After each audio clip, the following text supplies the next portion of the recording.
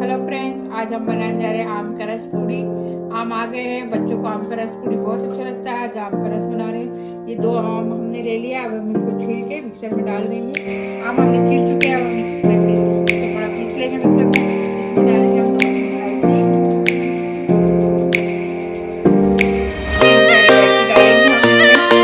इलायची डाल देते हैं।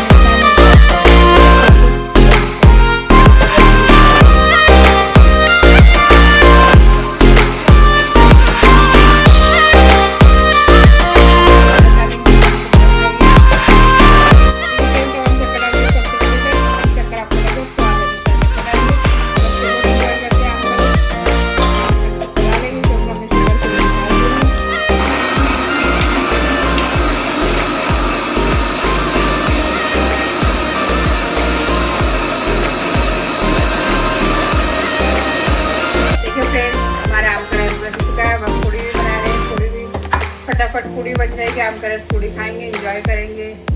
अभी हम आपको बताएंगे पूरी पूरा प्लेटिंग करके।